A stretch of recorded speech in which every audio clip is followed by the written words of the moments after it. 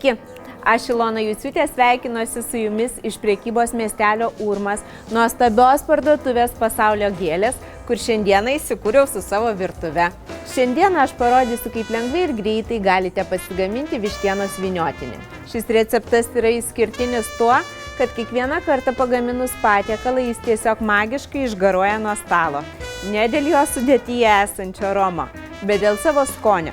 Teisingai paruošus vyniotinį jis tiesiog ištirpsta burnoje, palikdamas pačius geriausius prisiminimus. Todėl šią savaitę gaminu jį jau antrą kartą. Stengiuosi pasirinkti aukščiausios klasės produktus. Išties nuo naudojamų produktų kokybės ir šviežumo priklausys ir gaminamo patiekalo skonis. Todėl paukštieną visada perku prekybos miestelyje Urmas iš savo mylimos pardavėjos. Taigi pasižiūrėkime, ko mums prireiks šiam paukštienos vyniotiniui. Vištienos šlaunelių mėsos, maltos vištienos, razinų mirkytų rome, vytinto kumpio, kieto sūrio, apelsino, druskos, pipirų. Kiekvieną kartą, kai namuose gaminu vištienos vyniotinį, nusiperku didesnį kiekį produktų, nes žinau, kad čia patiekalo niekada nebūna per daug. Gamindama dažnai lieku nustebinta aromato, skonio įvairovės, kurie atsiskleidžia tik tai gerai iškepus vyniotinį. Taigi pasiruošiu paukštienos įdarą. Į maltą mėsą suberiu razinas, jas reikėtų išmirkyti rome iš vakaro. Gražiausiai atrodo auksaspalvės, šviesios razinos. Tada sudedu kietą tarkuotą sūrį. Pagardinu druska, pipirais. Įtarkuosiu apelsino žievelę.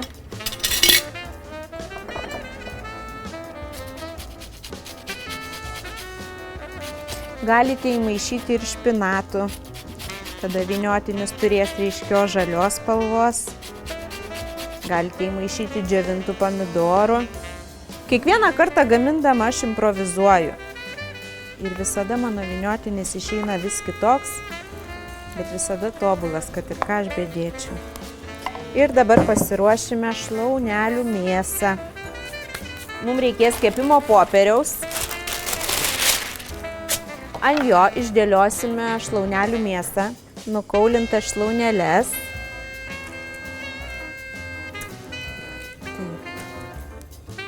Viskas turėtų daugmaž būti vienodo storio. Tada pagardinam druska ir pipirais. Galite naudoti ir mėgiamų paukštienos prieskonių.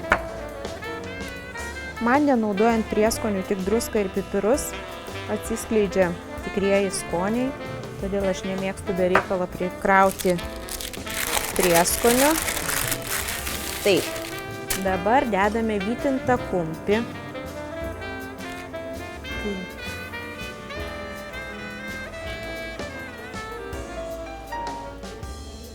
Ir sudedu maltos mėsos įdarą. Romas kvepia nuostabiai.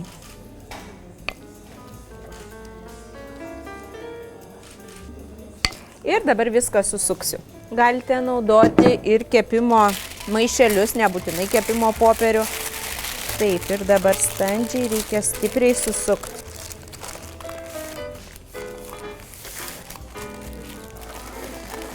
Taip suvynioju. Dar šiek tiek paspaudžiu, kad neliktų oro tarpų. Ir užrišiu kraštelius. Reikėtų stengtis užrišti kuo arčiau. Kuo arčiau užrišim, tuo mažiau oro pateks. Kaspinėliu. Taip, viskas taip paruošus ir surišus, aš dedu į kepimo skardą. Orkaitė įkaitinta iki 190 laipsnių ir dedu kepti lygiai valandą laiko.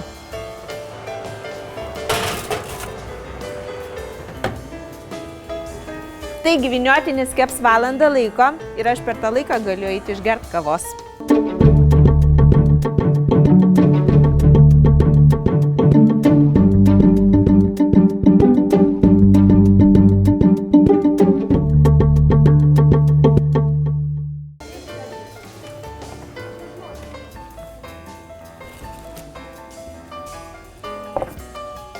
Na štai mūsų vištienos vyniotinis, kurio aromatas užvaldė mūsų virtuvę. Tad ilgai nelaukus puolu ragauti. Atrišu kraštelius. Aromatas nuostabus. Sulčių daug, kuriomis paskui galėsime apšlakstyti vyniotinį. Ir vynioju, ieškau, kas čia man iškepė ir kas taip gardžiai kvepia. Jeigu jūs vyniotinį patieksite nepjaustytą, jūs galite kepimo popierių pabaigoje atidengti ir vyniotinį šiek tiek apskrudinti. Tai būtų tuomet puikus vištienos kepsnys. Ir labai noriu atpjauti ir pažiūrėti, koks viduje yra įdaras ir kaip atrodo. Kvepia nuostabiai, aš tikiuosi, kad skonis bus lygiai toks pats.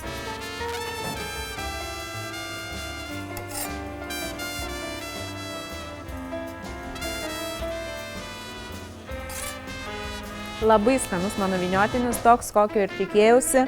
Ir aš tikiuosi, kad jumis tai tikrai paliks įspūdį ir puikuosis ant jūsų šeimos stalo. Taigi skanaus visiems ir iki kitų susitikimų Maisto klube.